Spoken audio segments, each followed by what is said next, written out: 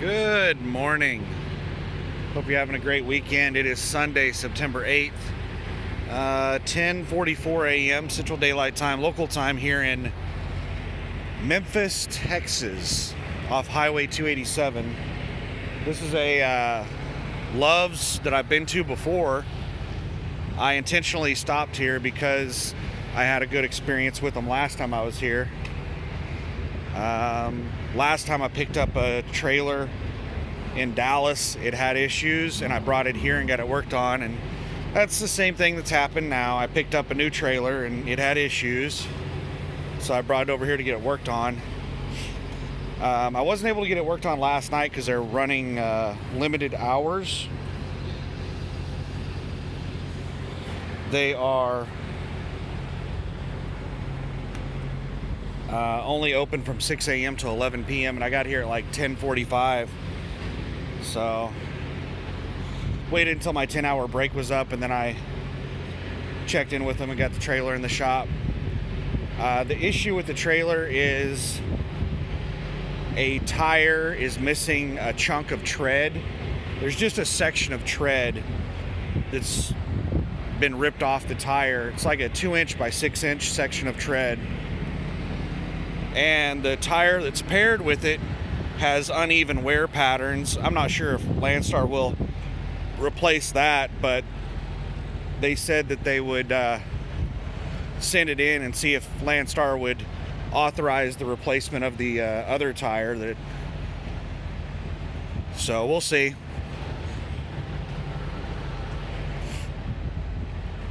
So what all is going on with me? Well, where to even start? I've been sitting at home a lot for the last couple of years. Here recently, I was at home for almost 4 months. And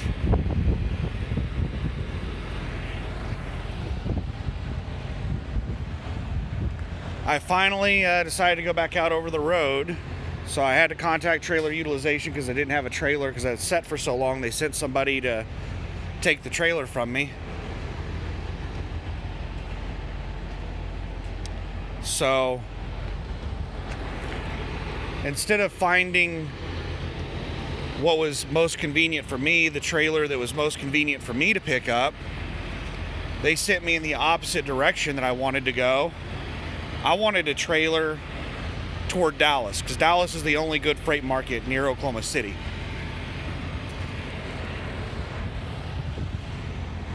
And they sent me in the complete opposite direction up to Wichita, Kansas, because that's what they needed.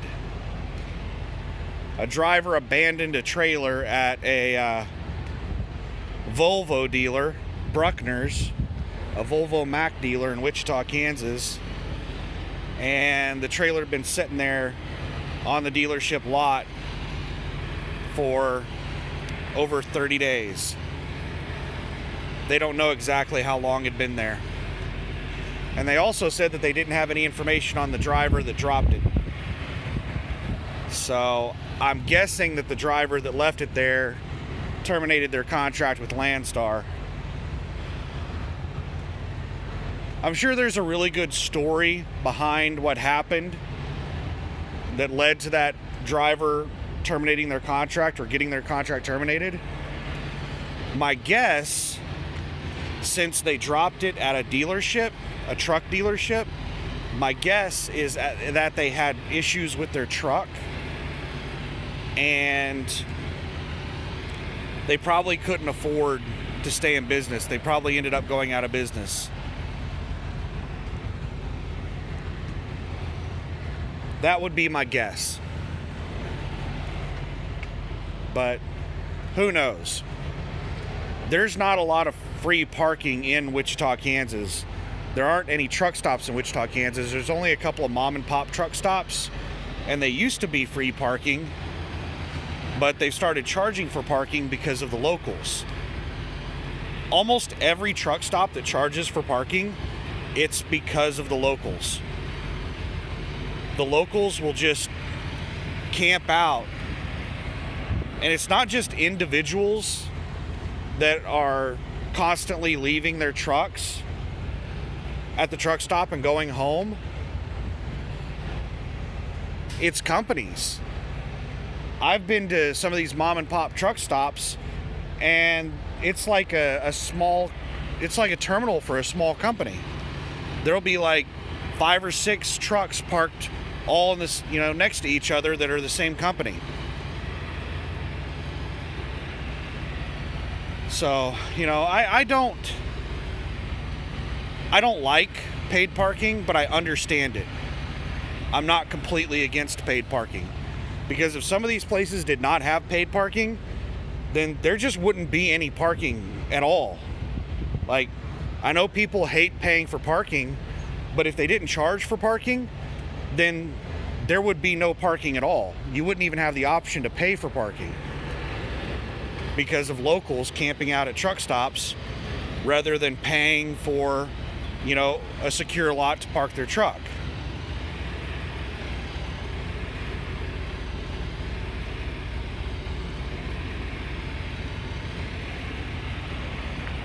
So who knows what the story was behind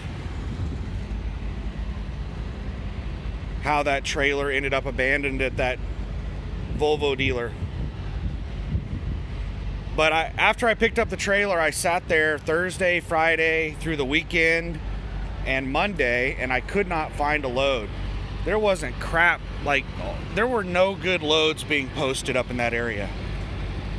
The only good loads that were being posted were in Springdale, Arkansas, and Tulsa, Oklahoma. And they weren't even really good loads. The loads coming out of Springdale, Arkansas, were paying a decent rate per mile, over $3 a mile. But they were those loads that had 15 stops. And I'm just, I don't really want to mess with that crap. And then the good loads coming out of Tulsa were just-in-time auto part loads, where they paid crazy money, really, really good money, $7, $8 a mile or more. But you had to pick them up in an hour, and they had to deliver same day. You had to just basically pick it up and drive it straight through. So you'd have to be sitting in Tulsa waiting on that load to be posted.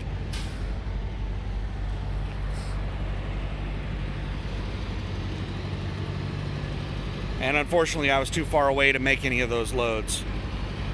So I decided to go back to Oklahoma City and sit at my house and wait on a load. And that's what I did. It only took me a couple of days to find a load, but it did not pick up for a week.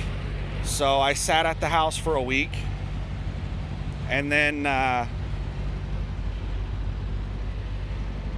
drove down to Dallas and picked this load up. And now I'm making my way to Portland. The load is Terrell, Texas to Vancouver, Washington, which is basically Dallas to Portland. Terrell is east side of Dallas. Vancouver, Washington is the north side of Portland.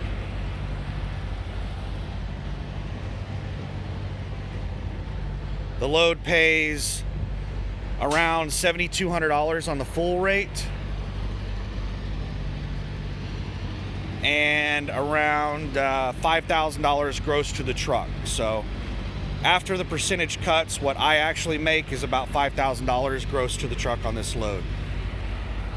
It's around 2,100 paid miles, and I had a 250 mile deadhead from Oklahoma City to Terrell to pick it up.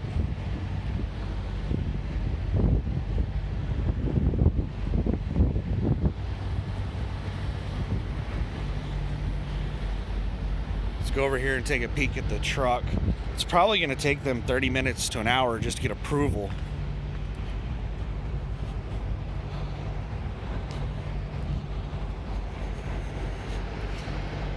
Yeah, they haven't even started on it yet. They just took pictures and stuff to submit it to Landstar. And now they have to wait for Landstar to approve it before they can start working on it. Sometimes if they're really, really certain that Landstar will approve something, they'll go ahead and start doing the work. I've had them like completely do all the work before it even got approved. I've had them tell me it was good for me to go ahead and leave before, they even got everything approved.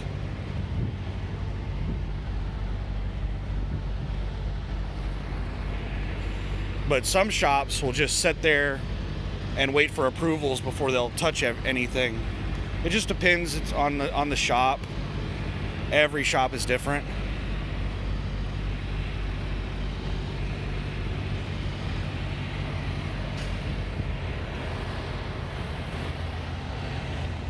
So what is going on in the world? Well, a few years ago, the West Coast port workers went off contract. And out of fear that they would cause issues with the supply chain, because that's what unions do, to get their way, they will do work stoppages, they will do work slowdowns, they will blockade the entry and exit of businesses, they will shut down a business until they get what they want. I don't really see how that shit is legal, but hey, I don't really fully understand unions.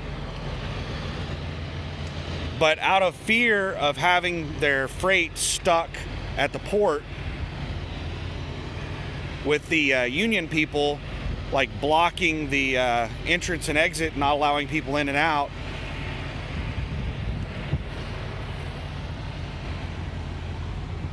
a lot of freight shifted over to the east. There are a lot more ports on the eastern half. So we have Pacific Coast ports, and then we have Atlantic Coast ports. The Pacific Coast ports are basically just California, Oregon, and Washington. That's it. There are not many Pacific Coast ports, but Atlantic Coast ports, we have the entire Gulf of Mexico, the entire eastern seaboard, and the Great Lakes are accessible from the Atlantic. From the Atlantic side, you could offload in Milwaukee or Chicago or Cleveland or Houston, Jacksonville. Like there's so many places that you can offload. So whenever the freight diverted from the West Coast over to the eastern half of the United States, it did not really cause a big increase in freight rates because there was no area that was overly congested. Whereas whenever all the freight was coming in from the West Coast, there was a lot of congestion because there's only so many ports. There's only so many cranes.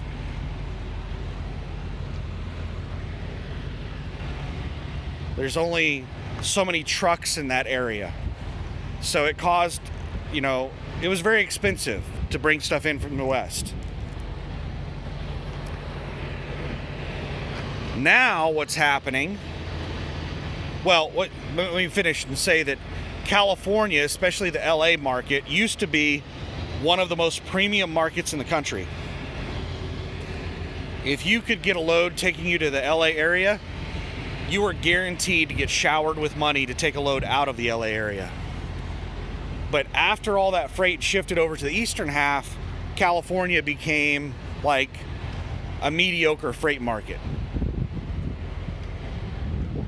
You can still find good loads over in California that are regional loads, but to find a load to get you back east, something that goes to the center half, the center of the country or further east, those loads pay very little.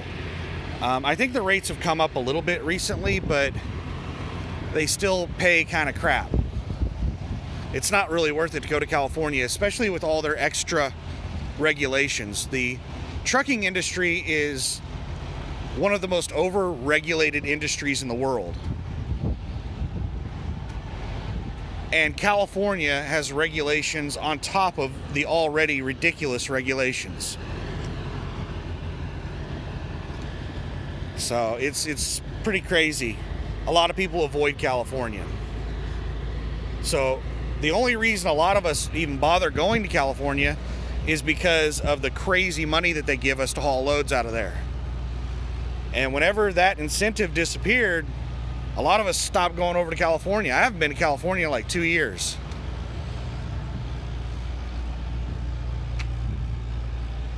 So now the East Coast port workers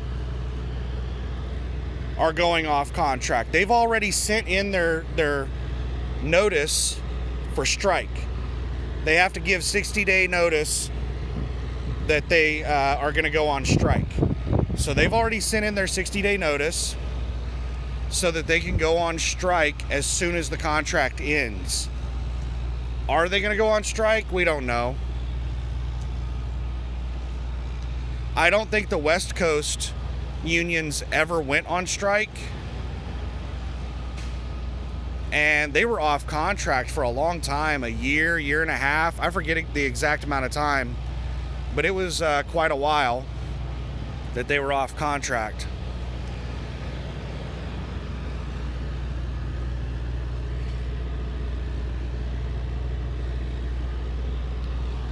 So who knows if they're going to strike, but businesses don't want to take the risk.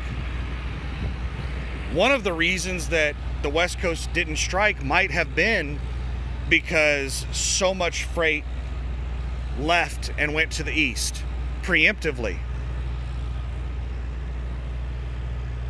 And businesses warned the workers that if they did go on strike, they would drive even more people away, and they may not ever come back. So that might have been why the West Coast workers didn't end up striking. So what's going to happen on the East Coast with their union? I have no idea. But businesses don't want to deal with that bullshit. Businesses do not like uncertainty. So they've already started shifting freight over to the West Coast.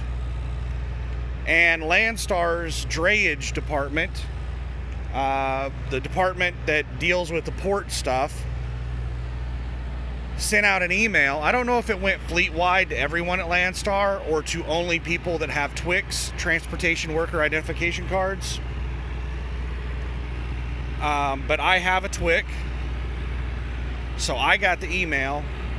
And the email was talking about, you know, the strike and the union and the everything that I just talked about the freight shifting over to the West. And it was telling people, hey, make sure that your TWIC is up to date.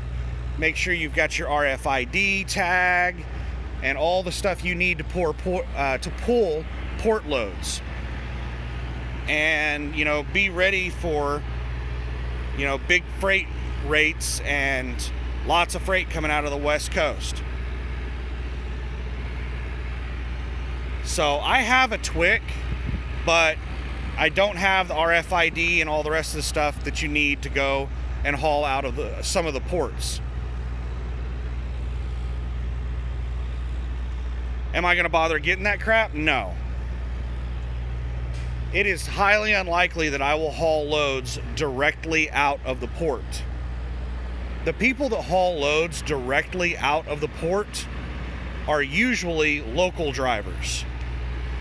They haul the containers out of the ports and they take them over to some kind of warehouse that unloads everything out of that container, and then they load it into a regular trailer.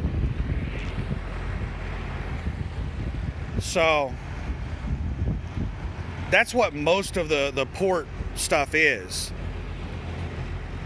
If you're hauling out of the port over a long distance, then you're typically on some kind of dedicated run. That's abnormal to haul things out of the port over a really long distance. To haul things over a long distance in a container out of a port, they're usually going to do one of two things. They're either going to put the container on a rail, or they're going to move it into a regular trailer to move it long distance.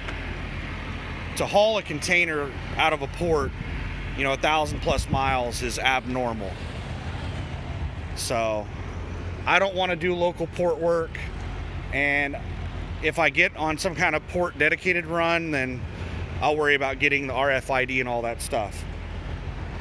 There was an agent I was talking with a couple of years ago about a possible dedicated run out of the ports. I think it was out of the port of LA or Long Beach going to like El Paso.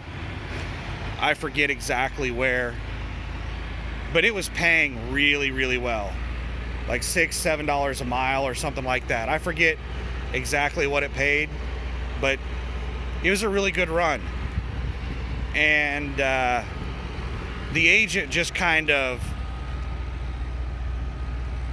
I don't know, he never followed through with anything. I kept in contact with him for about 2 or 3 weeks and talked with him 2 or 3 times, and he kept telling me, yeah, he was going to do this, he was going to do that, and he'd get back to me, and he never did anything he said he was going to do. And finally I just got tired of it and stopped calling him, and he never called me back. So my guess is that he did not actually have the contract. He was probably bidding and trying to get the contract. That would be my guess.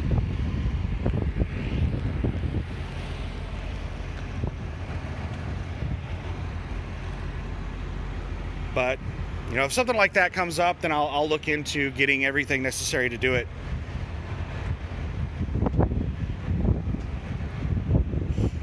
So, what else is going on in the world? Fuel prices dropped dramatically. I'm not sure exactly when they started dropping. It had to have been within the last week. But sometime recently, fuel prices dropped by 30 cents a gallon or more.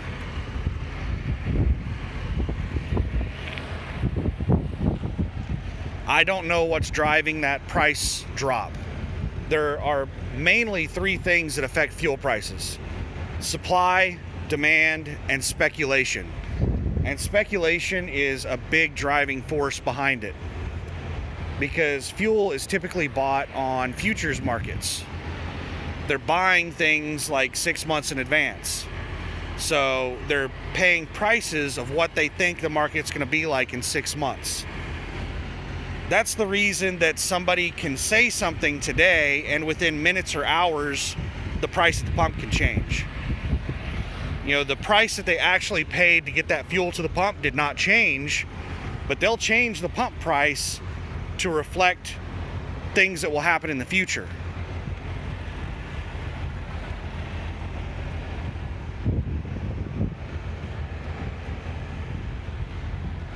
And the reason they do that, somebody may say, well, why? Why would they do that? That's messed up, man. If they only paid 20 cents a gallon to get that fuel into the pump, and then they're jacking it up to $1.50 a gallon, that's just a ripoff. That's greed. That's messed up. They shouldn't do that.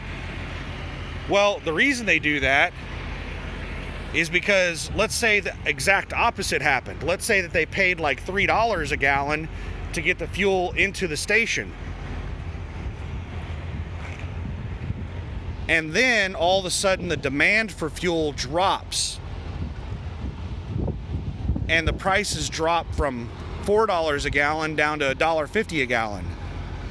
Well, they can't just keep their fuel priced at $4 a gallon. Nobody will buy it.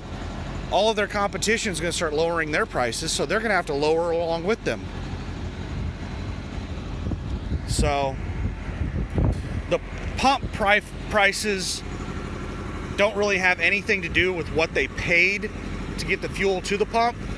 The pump prices are based off of what the market will pay at this moment. And a lot of that has to do with speculation about the future. With that being said, I don't know anything that happened that would affect fuel prices like this. It could have something to do with the election. The Democrats could be manipulating fuel prices ahead of the election to manipulate votes. They're... Yeah, I'm not going to call it a news outlet because we don't really have news outlets anymore. What we have are media outlets. CNN, MSNBC, CBS, ABC, Fox. Yes, even Fox. It's not just a left thing, it's left and right. What they call news is actually propaganda. These are media outlets, not news outlets, and what they put out is political propaganda. They're controlled by one of the two parties, Democrats or Republicans, and everything that they put out is to help promote their agenda, their political agenda. But anyway, on one of these media outlets, I was reading a story yesterday or the day before that was perpetuating this absolutely idiotic myth that politicians like to preach about how politicians don't have any control over fuel prices.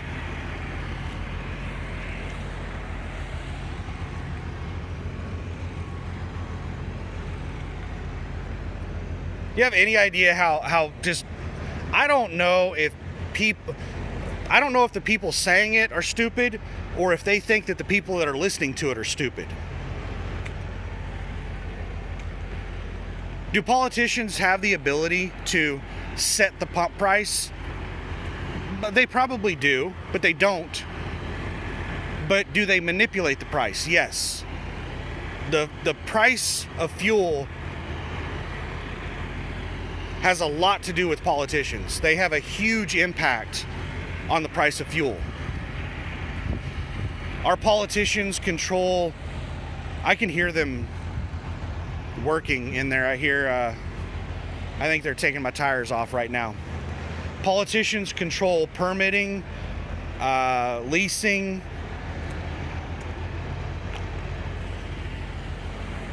They control regulations. So if the Democrats don't like fossil fuels, then they can get the Environmental Protection Agency to go out there and over-regulate the industry and make it to where they just cannot produce hardly anything, or they can't be profitable. And if they make it to where it's not profitable, it'll force them to shut down. They can withhold leases or permits from them. If politicians don't think that they can manipulate fuel prices, then why did Biden release our strategic fuel reserves to lower fuel prices?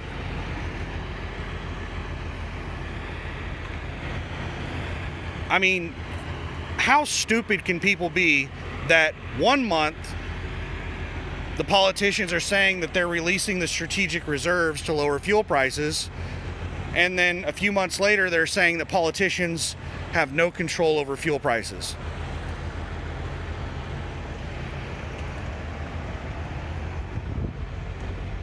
It just... I can't believe people let politicians get away with saying this stuff and don't call them out on it. And then there are people that actually believe it. It's crazy.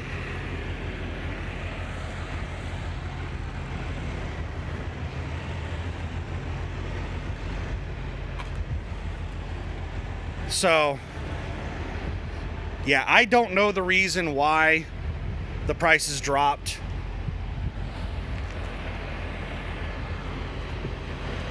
But I hope they continue dropping.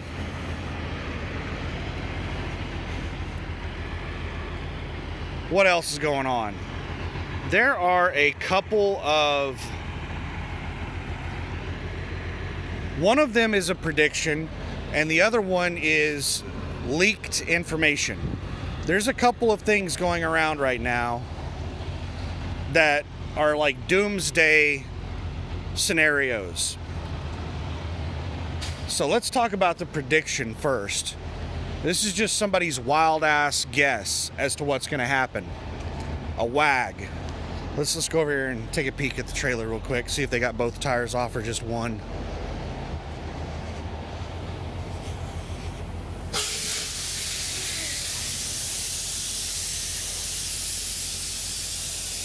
Did they approve both or just the one? Both. Just these two front ones, right? Yeah. Yeah. Both of them? Sweet. Thanks, sir.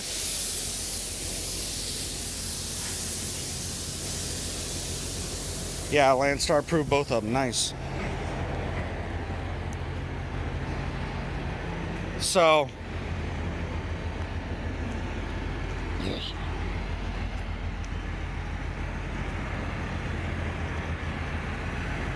what was I saying? Okay, the prediction. Let me set the stage for this prediction. The person, I'm not 100% sure, but I think the genesis of this prediction is a 23-year-old guy named Rudyard, I think it's Kipling. He started a YouTube channel when he was 13. He's now 23. And what he mainly does on his YouTube channel is alternate history, like what if scenarios. I think his YouTube channel is actually called What If Alt History or something like that. So he'll do these scenarios, these what if scenarios of, what if Germany won World War II? And then he'll theorize what things would be different. I don't know when he made this prediction, but he has recently made a prediction that the United States will have another civil war soon. And he thinks it's likely to happen after this upcoming election. He thinks that regardless of who wins the election, the other side will not accept the results, and it will lead to a civil war. Now, does he have any kind of background to where we should take him seriously? No.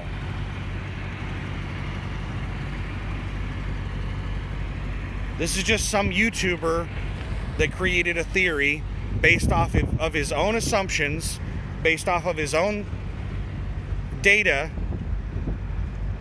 Everything is just all him.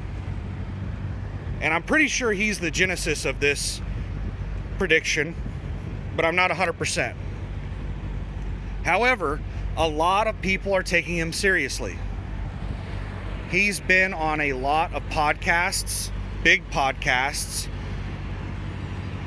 channels that get hundreds of thousands of views. And there are a lot of people talking about a civil war after the election. There was a politician, I think it was some politician that was speaking at a Trump rally, made a statement that if we lose this election, we should have a civil war. So, I don't know. Check it out if you're interested. In learning more about that prediction. What are my thoughts on it? I think civil unrest is extremely likely. Like, civil unrest is likely to happen after the election. Civil war? No. Now, it could lead to civil war eventually, but I don't see civil war happening within a few months of the election. Civil war is something that takes time. You have to build an army, you have to train them, you have to create alliances, you have to form groups. I mean, it takes a lot. Just an unorganized bunch of people burning stuff down, that's not a civil war, that's civil unrest. That's a mob. So, yeah, I don't think civil war is going to happen, but I do think civil unrest is likely to happen. What's the other thing that is supposedly on the agenda for the near future? This is not a prediction. This is supposedly leaked information. There's a worm farmer that has a YouTube channel called Green Greg's. He's a worm farmer in northern Alabama, Huntsville. Now, he's not a worm farmer anymore. I'm pretty sure he sold all of his worm farm stuff, and he's moving to Arizona. I think Snowflake, Arizona. He's in the process of moving there right now. His house in Huntsville, Alabama is basically empty. He's almost finished moving.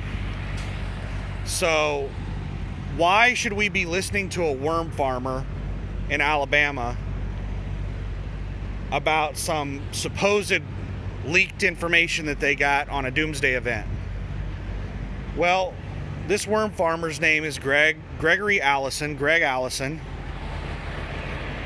He used to work for NASA. I think he's a rocket scientist, but I'm not 100% on his education.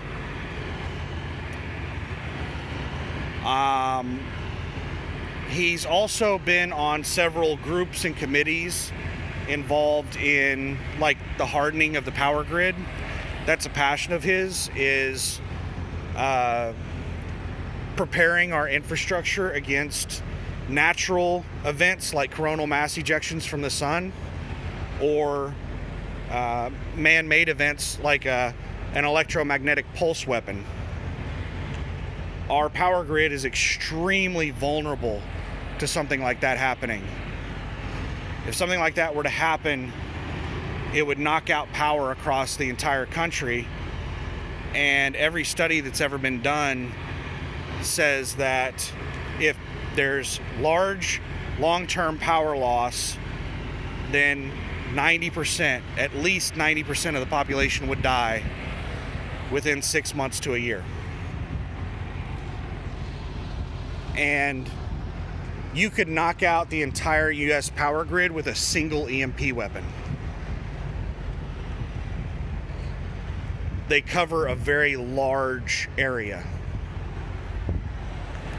And it wouldn't just turn the power off, it would fill the air with so much like electricity. I'm sure that a scientist that understands this better than me can explain it better. It's not electricity, it's positively charged particles or something like that. It just fills the air with so much of it, and then these electronics absorb that and it overloads them. It can cause them to melt, overheat, whatever. It causes physical damage to them to the point where it doesn't just turn them off, it damages them to the point where they have to be replaced.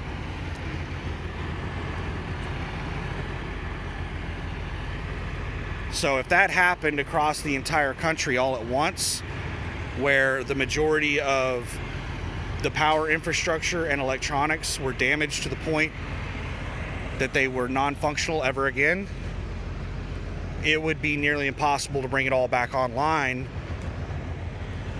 before everyone would die.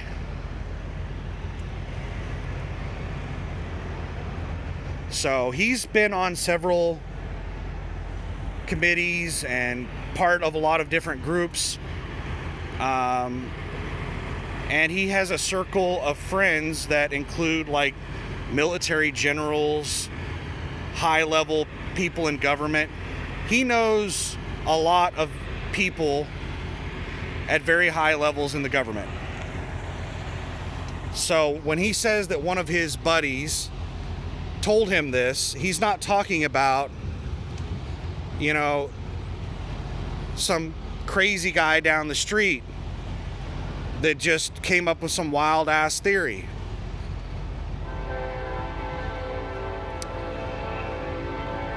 Just a second. Somebody's going hard on the horn.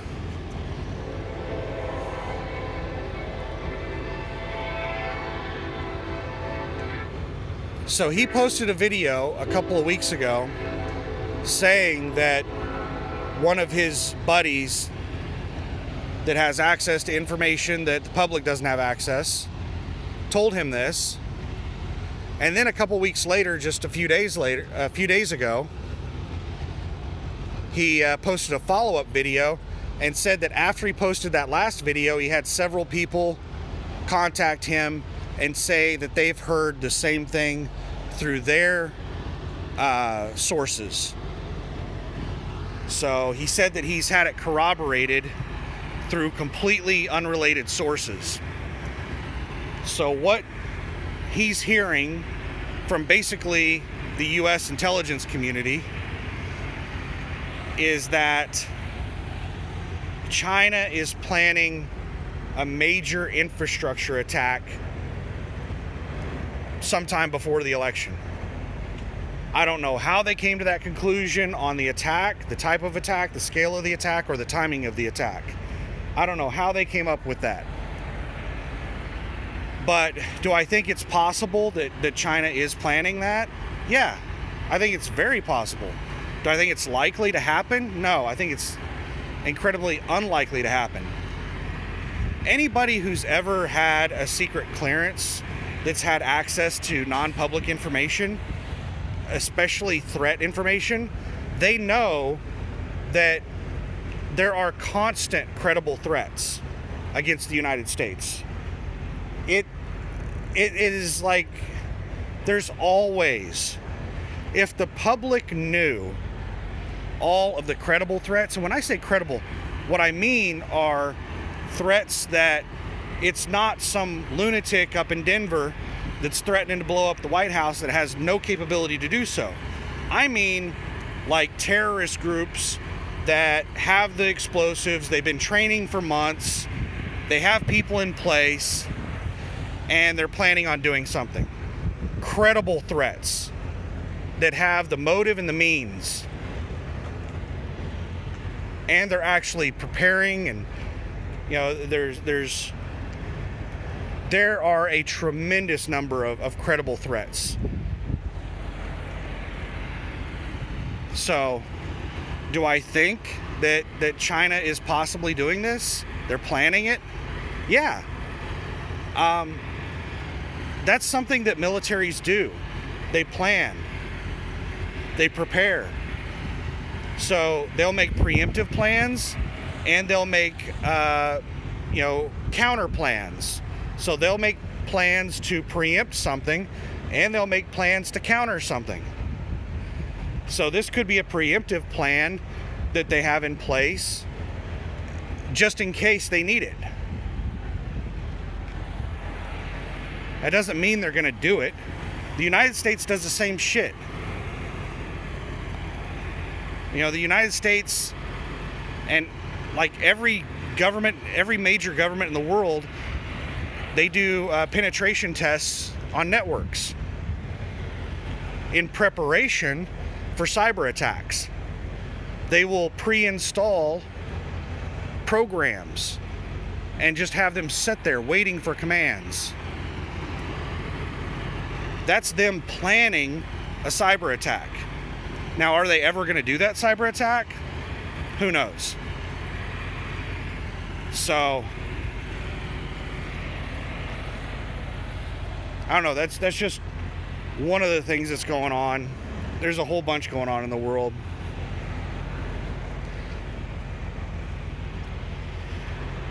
But I do think things are going to get real interesting after the election, regardless of who wins. Both sides. I mean, we're so divided in this country that it doesn't matter who wins. Neither side's going to be happy. And it's not just that they're not going to be happy. They're going to be mad.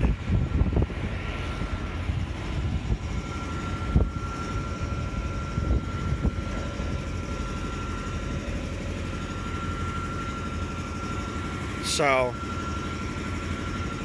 what I would recommend people do right now, owner-operator truck drivers, try to scoop up some money between now and the election. Because we have a possible East Coast union strike on the ports that could cause a huge issue with freight. That could cause a huge issue with not just freight. Like, you could have problems going into the grocery store not being able to find food. Like shelves empty in grocery stores, gas stations not having fuel, things like that. Our entire supply chain is so interconnected that things that you think are completely unrelated can have an impact on stuff. the fuel refinery might not be able to get in parts that it needs, and they may have to shut down the fuel refinery. Stuff like that. We experienced that kind of stuff during the lockdowns, and we experienced that kind of stuff when that ship got stuck sideways in the Suez Canal.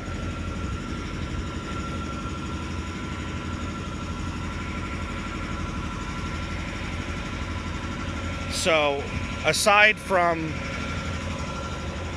a huge issue with the supply chain with the port strike, if we have a lot of civil unrest after the election, then it may be dangerous to drive around the country.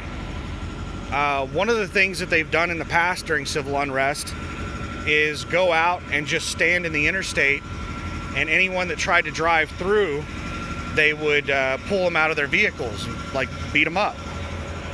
There are videos out there of truck drivers trying to drive through areas that protesters are blocking, and people are jumping up on the back of their truck and pulling their airlines. So be aware of what's going on, and I think that right now is a good time to get out there and try to make as much money as you can before the election. Because after the election, it might be dangerous to be out over the road for a week or two. So I would make preparations to just kind of shut down the truck for a week or two after the election, out of concern for civil unrest.